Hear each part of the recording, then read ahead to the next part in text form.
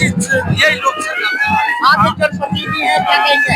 आपका शुभ नाम कहाँ से है? महेंद्र सिंह, चक्राता विधानसभा से। आज ये इतना बड़ा हुजूम कांग्रेसियों का आया है, आप क्या समझते हैं कि जो आज इतने समय बाद, जैसे कि एक सशक्त विपक्ष होना चाहिए था, तो इतने समय बाद ये सशक्त विपक्ष दिख रहा है, तो धरातल पर इससे पहले क्यों नहीं था, क्या कारण रहा?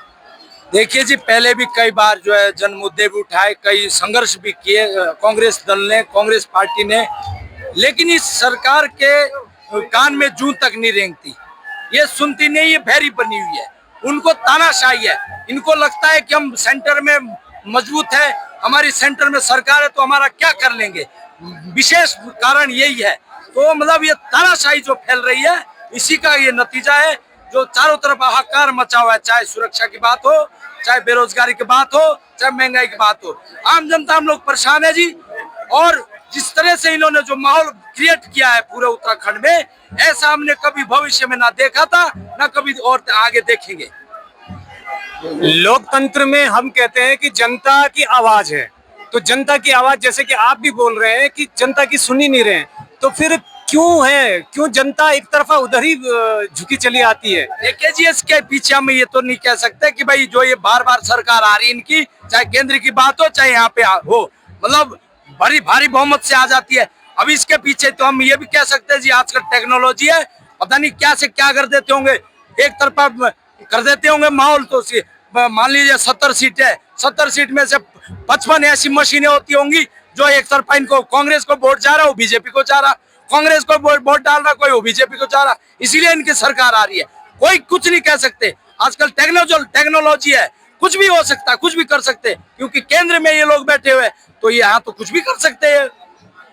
जैसे अंकिता हत्याकांड का भी एक मुद्दा है, स्लोगन आपके हाथों में, कार्यकर्ताओं के हाथों में देखा गया है,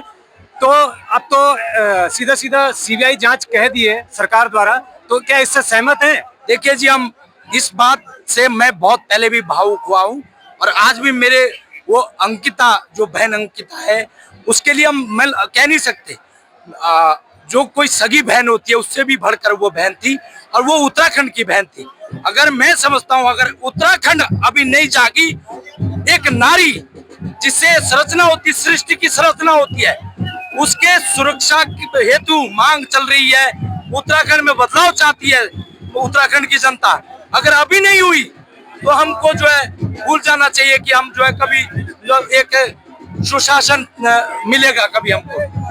तो देखिए, कांग्रेसियों का हजूम चारों तरफ अपनी मांगों को लेकर आए हैं, और इनका कहना यही है कि न्याय होना चाहिए, चाहे वो धरातल किसी रूप में भी हो, आम जन के साथ न्याय होना चाहिए, बेरोजगारों को रोजगार मिलना चाहिए, जिनके साथ अन्याय हुआ वो अन्याय ना हो, दोषियों को सजा मिलनी चाहिए, और जितने भी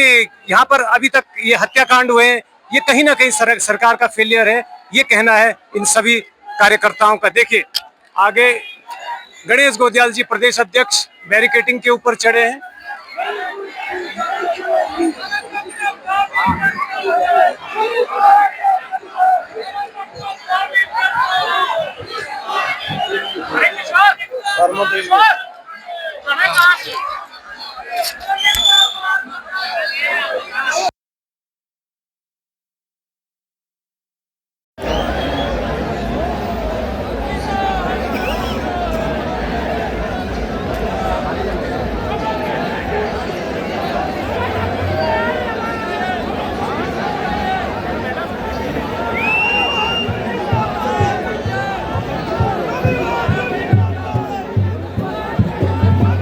देखिए, एक तरफ प्रतापनगर विधायक बैरिकेडिंग पर चढ़े हैं, उनके साथ अन्य पदाधिकारी हैं,